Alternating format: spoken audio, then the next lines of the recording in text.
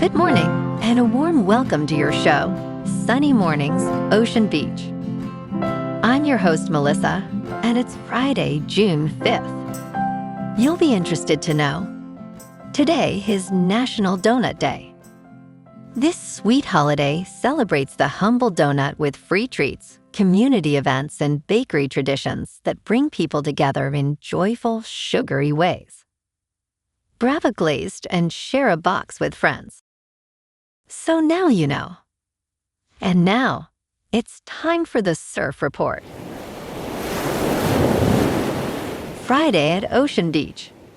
This morning it's looking fair with waves around 5 to 7 plus feet and clean conditions. Expect the height to hold steady through the morning before shifting to 5 to 8 feet by late morning. Winds are currently onshore at 3 miles per hour, picking up slightly as the day goes on. Best time to ride is at 6 a.m.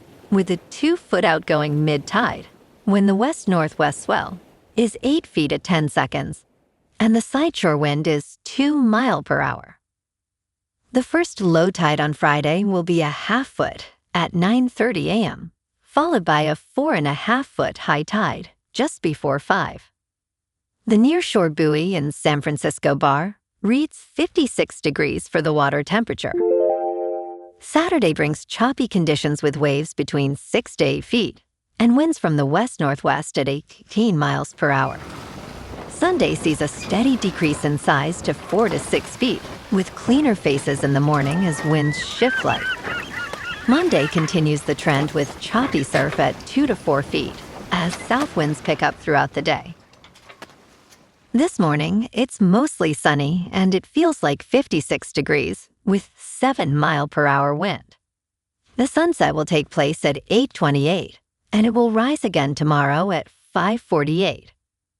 It looks like we're in for a sunny day with a high near 65 and temperatures dipping to around 62 in the afternoon, accompanied by a breezy west-northwest wind around 15 to 22 miles per hour, gusting up to 31.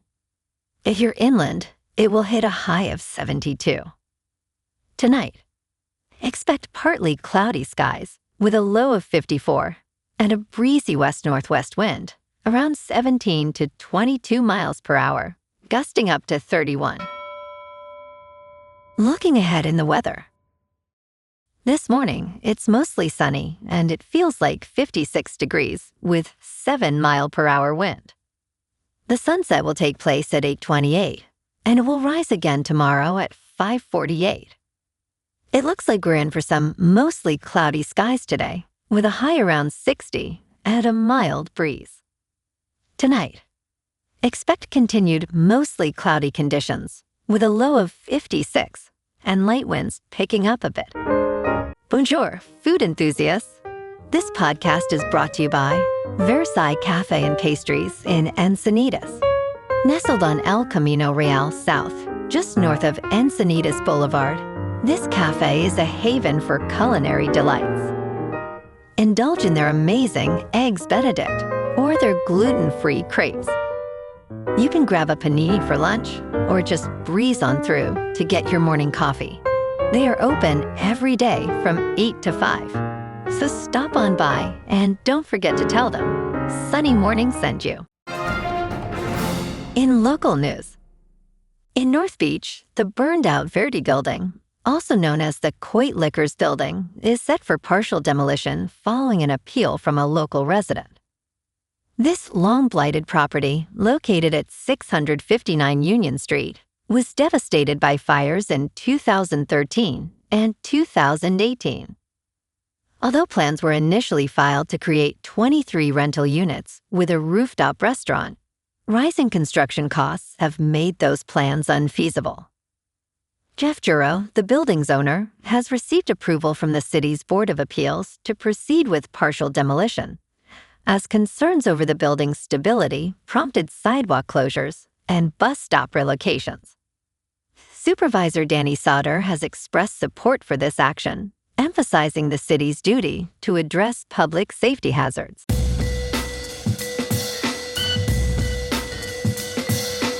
Now on to sports. The 2026 Belmont Stakes is set for Saturday with a post time of 7:04 in the evening Eastern Time. Golden Tempo, a 9-2 favorite, aims to replicate the success of last year's winner, Sovereignty, despite skipping the Preakness. Other contenders include Renegade at 2-1 and Chief Wallaby at 3-1. Expert Jody Demling, known for accurately predicting top finishers, offers insights on exacta, trifecta, and superfecta bets. He believes a double-digit long shot, favored by a legendary trainer, will spice up his betting strategy. Visit Sportsline for his detailed picks. In local sports, the Giants got the offensive explosion they needed yesterday, beating Milwaukee 12-9 and evening the series at 2-2. Jung went 4 for 5 with an RBI, and he's now riding a 12-game hitting streak, a career best. The 27-year-old is tied for 10th in the league with 67 hits and sporting a .322 average. Matt Chapman added 3 hits and 2 RBIs, while Eric Ice came off the bench to drive in 4 runs with a homer. It was the kind of performance San Francisco desperately needed after dropping the first 2 games of the road trip. Manager Tony Vitello compared Lee's approach to Ichiro Suzuki after the game, and you can see it. The guy stayed in line with the pitcher as the seasons progressed. Now the Giants head to Chicago this morning to open a 3-game series with the Cubs at Wrigley. Robbie Ray takes the mound against Edward Cabrera with first pitch at 11:20. San Francisco's back-to-back wins give them some momentum, but they're still sitting at 25-38, dead last in the NL West. A win today would extend the streak to 3 and show this team might have turned a corner. Down in San Jose, the Sharks have their hands full. Macklin Celebrini and Will Smith are extension-eligible July 1st, and the team's got a 10-week window to lock them up before the new CBA kicks in. GM Mike Greer's also eyeing the 2nd overall pick. He might move it instead, since the priority's upgrading the blue line rather than adding forward depth. In top news, we are in commencement season when graduates reflect on their accomplishments and future ambitions. However, shifts in the economy and anxiety are altering this generation's view of their prospects. Recent college graduates face one of the most challenging job markets in years, with an unemployment rate exceeding 5.5%. Many worry that artificial intelligence could render them superfluous. Jodi Kantor's book, How to Start: Discovering Your Life's Work, addresses these concerns. She emphasizes the importance of pairing a craft with a need, urging young people to recognize their value in the workforce.